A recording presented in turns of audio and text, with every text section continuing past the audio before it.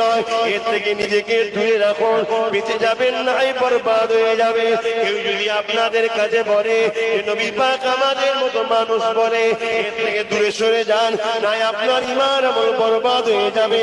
কেউ যদি বলে নবী মরে গেছে, এর থেকে দূরে সরে যান, নাই আপনার ঈমান আমল বরবাদ হয়ে যাবে। কেউ যদি বলে নবী শাফাত করতে পারবে না, এর থেকে দূরে সরে যান, নাই আপনার ঈমান আমলটা বরবাদ হয়ে যাবে।